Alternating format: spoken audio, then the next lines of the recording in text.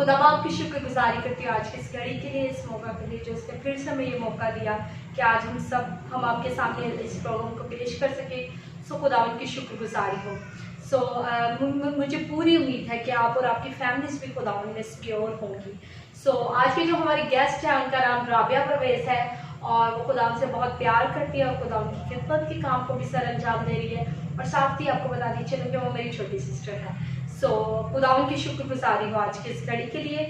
यकीनन आज के प्रोग्राम के वसीला से भी खुदा आपको बहुत बरकत देगा। अब ये वक्त है कि हम सिस्टर राबिया के साथ मिलकर खुदा की शुक्रगुजारी करें। हम दुआ करेंगे, आप भी अपने सर को झुकाएं। आइए हम सब मुत्तफिक होकर खुदा की शुक्रगुजारी। कदूस मेहरबान खुदावन जिंदा जलाली बाप खुदाया, तेरा शुक्र हो कि तूने हमें मौका दिया कि हम तेरे कलाम को दूसरों तक पहुंचाने के लायक बन सके खुदावन।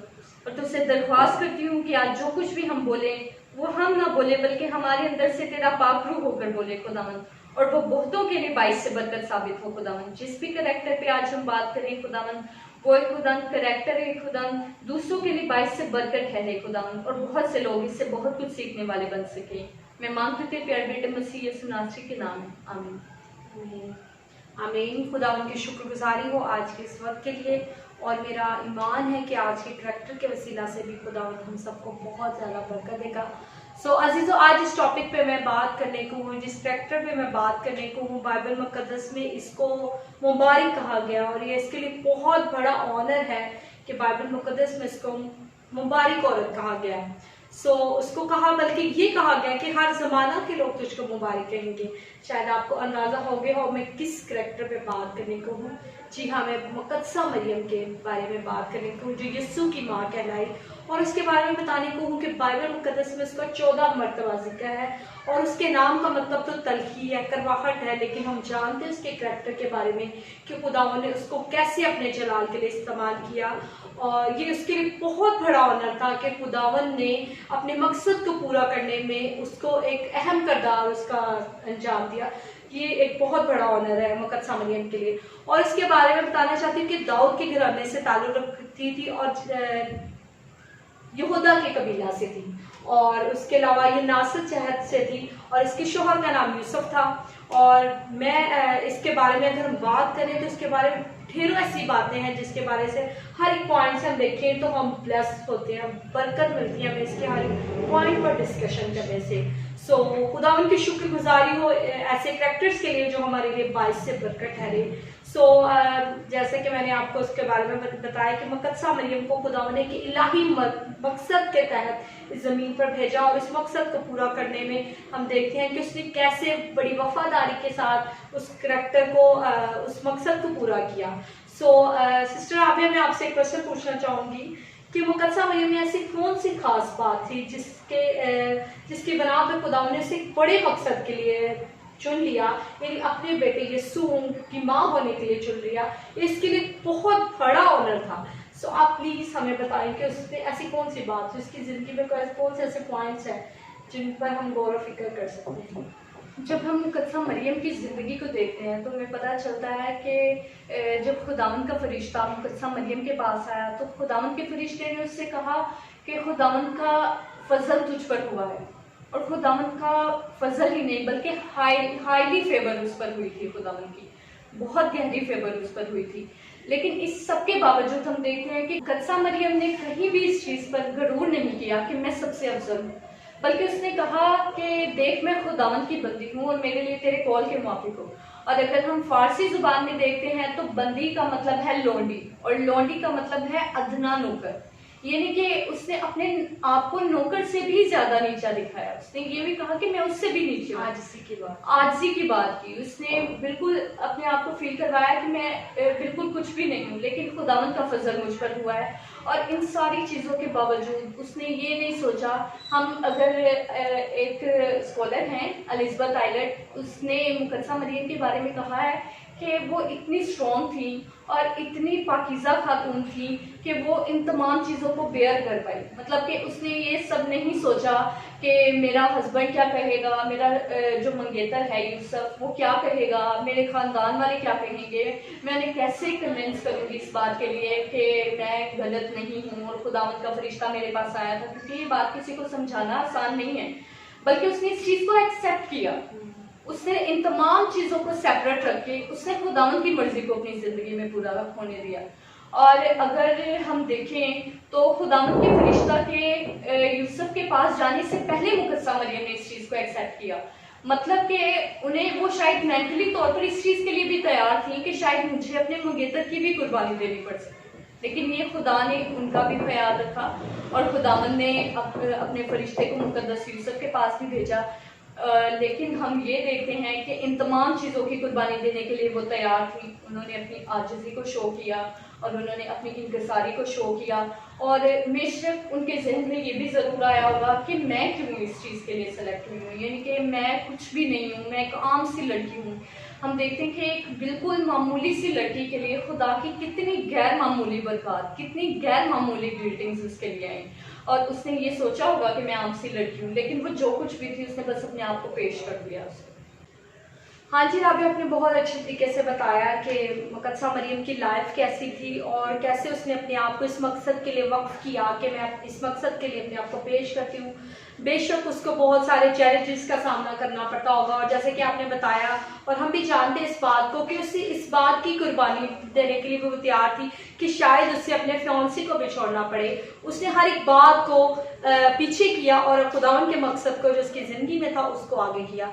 ये एक बड़ी खूबसूरत बात है। और एक बात हमें बड़ी बेहतर तौर पर पता होनी चाहिए कि कुर्बानी के बगैर और हम कुछ नहीं कर सकते। वो भी एक कुर्बानी देने के लिए तैयार हुई और वो बड़ी मजबूत औरत थी। और देखिए कि मजबूत, जितना ज़्यादा हम हम्बल होते हैं, जितने ज़्यादा हम हलीम होते हैं, और अगर एक दरख्त को हम देखें तो वो कितनी ज़्यादा उसकी जड़ें ज़मीन में होती हैं, उतना ही वो मजबूत होता है। इसी तरह अगर आज भी हम अपनी लाइफ में देखें तो हम जितने ज़्यादा हम्बल होंगे, जितने ज़्यादा झुके होंगे, जितने ज़्यादा लोगों को हमें से फ्रूट्स नजर आएंगे, वही उसी तौर पर हम स्ट्रॉन्ग होंगे।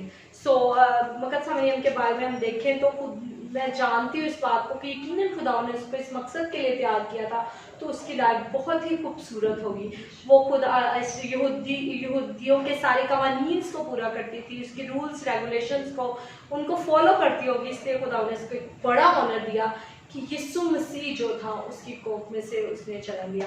सिस्टर, अब एक क्वेश्चन मैं आपसे यह पूछना चाहूँगी, आप उसका जवाब दीजिएगा कि अगर आपसे मैं ये पूछना चाहती हूँ कि खुदावन का फरिश्ता अगर आपके पास आए और आपको ये पैगाम दे तो आपका क्या रिस्पॉन्स होगा, प्लीज़ आप बताएंगे। क्योंकि ये मैं इसलिए क्वेश्चन पूछ रही हूँ कि अगर हम उसकी लाइफ में स्टडी कर रहे हैं, अगर हमारी लाइफ में ऐसा हो जाए तो हमारा इसमें क्या रिस्पॉन्स होगा, प्लीज़ आप मुझे इस बात मेरे ख्याल से अगर अचानक से इस तरह से मुझे फरिश्ता नज़र आएगा तो मैं बहुत डर जाऊंगी, मैं खौफजदा हो जाऊंगी। और मेरे ख्याल से मुकद्दसा मरियम की भी उस टाइम यही सिचुएशन थी, वो बहुत डर गई होंगी, खौफजदा हो गई थी। लेकिन मुझे नहीं पता कि अचानक से अगर फरिश्ता आके मुझसे इस तरह की बात करे तो मेरा आगे से किस तरह का रिएक्शन होगा। लेकिन मैं जानती हूँ कि मेरी आंखें खुली रह जाएंगी, मेरे दिल की धड़कन तेज हो जाएगी और उसे ना सिर्फ बेटा बल्कि खुदा का बेटा का पैगाम दिया गया कि खुदा का बेटा तुझसे पैदा होगा। तो अगर अचानक हमारे पास फरिश्ता इस तरह से आके कहे तो शायद हम डाउट में पड़ जाएंगे, हम सोचना शुरू हो जाएंगे ऐसा कैसे हो सकता है, वैसा कैसे हो सकता है। लेकिन मुकद्दसा मरियम की लाइफ में सबसे ज़्यादा जो चीज़ हमें नज़र आती है वो यही थी कि उन्होंने खुदा की मर्ज़ी को एक्सेप्ट किया।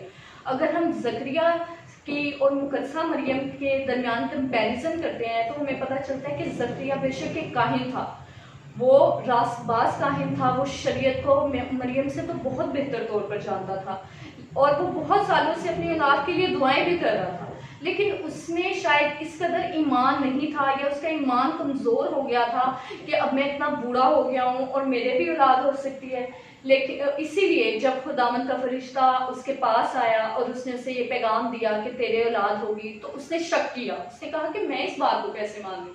लेकिन मुकद्दसा मरियम जो कि शरीयत को उस तौर पर नहीं जानती थी जिस तौर पर ज़करिया काहिन जानता था, उसने इस चीज़ को खुशी के साथ एक्सेप्ट किया, बल्कि उसने कहा कि मैं औरतों में मुबारक हूँ और मेरे रहम का फल मुबारक है। बहुत सारे जो आने वाली नस्लें होंगी, बल्कि हमेशा तक लोग मुझे याद करेंगे, वो याद रखेंगे कि ये मुबारक औरत थी। और इस चीज़ को जो है हम ज़करिया के साथ मुकद्दसा मरियम का कंपैरिजन करें तो हमें टोटली एक डिफरेंस नज़र आता है दोनों में। और हम अगर अपने साथ कंपैरिजन करें, हम भी शायद इस टाइम कह दें कि हम भी मुकद्दसा मरियम की तरह एक्सेप्ट करने के काबिल होते, लेकिन बेशक उसमें कुछ ना कुछ डिफरेंट था, हमें से बहुत ज़्यादा वो डिफरेंट थी। तभी तो खुदावन ने उन पर इतनी ज़्यादा फेवर की और खुदा ने उसे अपने मकसद के लिए चुना। जी हाँ, ये बहुत ही बड़ी फेवर है, बहुत ही बड़ा ऑनर है जो खुदावन ने उसको दिया। और ये भी बाइबल मुकद्दस में लिखा है कि खुदावन का पाक रूह तुझ पर साया करेगा। इसका मतलब है कि खुदावन का पाक रूह भी वो जिस जगह पर जाएगी, खुदावन का पाक रूह उसकी मदद करेगा, उसकी रहनुमाई करेगा। अगर लोगों के सामने लोगों के सामने जाना पड़ेगा, लोग उससे बातें करेंगे, डेफिनेटली लोग उससे बहुत बातें करते होंगे, क्योंकि हर कोई खुदा के मकसद को नहीं जानता था।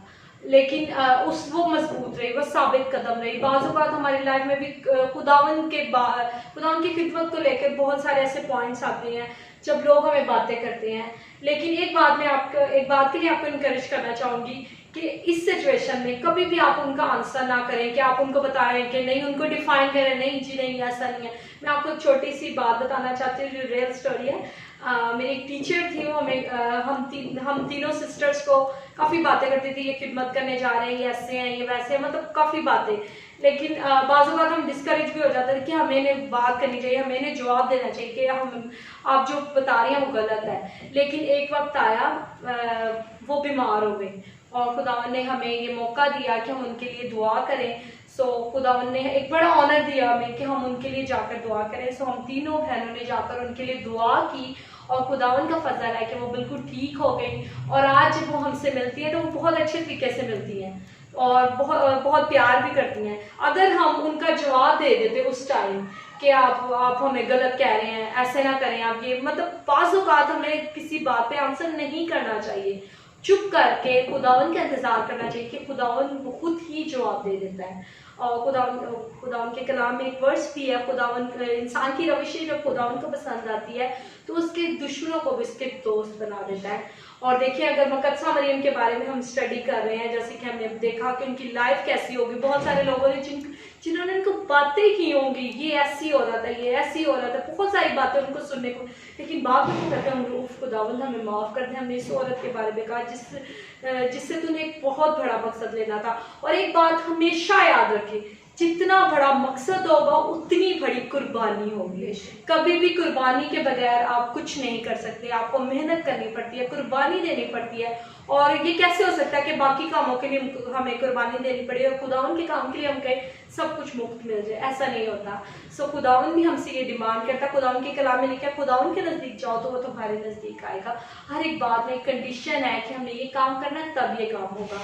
सो मुकद्दसा मरियम ने आज अगर हम उसका नाम ले रहे हैं और उसके वसीले से बाइस से बरकत हो रहे हैं, तो इसका मकसद है कि उसने एक बड़ी कुर्बानी दी, उसने एक बड़े चैलेंज का सामना किया जिसके बारे में शायद हम कभी सोच ही नहीं सकते। हम सोचेंगे नहीं लोग, अगर हम उसकी जगह होते तो हम कहेंगे नहीं, लोग तो हमारी इंसल्ट करेंगे, हम ये करेंगे वो करेंगे। लेकिन देखिए उसका ईमान कैसा था और खुदावन ने उसे कैसा मजबूत रखा। और मुझे ये बात सुन के बड़ी बरकत मिली कि जब ये भी स्टडी किया हमने कि खुदावन का पाक रूह तुझ पर साया करेगा। साया करेगा उससे मुराद है साया। आप देखें तो आप जिस जगह पर भी जाते हैं साया आपके साथ रहता है, वो कभी भी आपको अकेला नहीं छोड़ता। सो इसी तरह कहा गया कि खुदावन का पाक रूह तुझ पर साया करेगी खुदा। तो ये बहुत ही खूबसूरत बात है। खुदावन यकीनन वो खुदावन की बड़ी प्यारी बेटी थी जिसको खुदावन ने एक बड़े मकसद के लिए चुन लिया। सो खुदावन की शुक्रगुजारी हो इस काम के लिए कि उसने मरियम को चुना और आज हम उसके वसीले से बारिश से बरकत होते हैं। सो अभी आपसे लास्ट क्वेश्चन पूछना चाहूँगी कि मुकद्दसा मरियम का बाइबल मुकद्दस में आखिरी मरतबा कहाँ जिक्र है? सो प्लीज़ आप बताइएगा। अगर हम बाइबल मुकद्दस में से अमाल की किताब को देखते हैं, अमाल की किताब के पहले बाब में उसकी 14 आयत मैं आपके सामने पेश करूंगी। अमाल पहला बाब उसकी 14 आयत। ये सब के सब चंद औरतों और यीशु की मां मरियम और उसके भाइयों के साथ एक दिल होकर दुआ में मशगूल रहे। खुदावंद का पाक नाम पढ़ा जाना बाइस से बरकत हो। इसमें हम पढ़ते हैं कि यीशु की मां मरियम जो थी वो भी शागिर्दों के साथ थी, वो भी उनके साथ दुआ में मशगूल रहा करती थी। इसका मतलब है कि वो भी यीशु मसीह के एक शागिर्द के तौर पर काम करती थी और खुदावंद यीशु मसीह के शागिर्दों के साथ मिलकर खुदा की खिदमत किया करती थी। यानी कि जिस्मानी एतबार से तो वो यीशु मसीह की मां थी, लेकिन रूहानी एतबार से वो भी उसकी एक खिदमत गुजार शागिर्दा है। ये चीज़ हमें उनके बारे में पता चलती है। हाँ जी, ठीक है, आपने बहुत अच्छे तरीके से एक्सप्लेन किया, उसके बारे में बताया, हमें आगाह किया, इस इंफॉर्मेशन को दिया कि आखिरी जो इसका जिक्र है वो ईमान की किताब उसका पहला बाब और उसकी 14वीं आयत में। सो खुदावन का शुक्र हो आज के इस टॉपिक के लिए। खुदावन आज के हमने इस टॉपिक में से बहुत कुछ सीखा कि मुक़द्दसा मरियम जो है वो हमारी लाइफ में कैसे बाइस बरकत है, कि कितनी वो आजिज़ रही और उसने अपने आप को खुदावन के हर मकसद के लिए पेश किया, और उसकी कुर्बानी के बारे में कि कितनी बड़ी उसकी कुर्बानी थी जो उसने उस कुर्बानी को पेश किया और खुदावन ने उससे एक बड़े मकसद को पूरा किया। सो खुदावन की शुक्रगुजारी हो आज के इस टॉपिक के लिए। राबिया, बहुत मज़ा आया आपसे ये डिस्कशन करने का। खुदावन आपको बहुत ज़्यादा बरकत दे और खुदावन आपको अपने जलाल के लिए और ज़्यादा इस्तेमाल करे। सो खुदावन आप सबको भी बहुत ज़्यादा बरकत दे और हमारी दुआएं हमेशा आपके साथ है। खुदावन आप सबको बहुत बरकत दे। Thank you so much.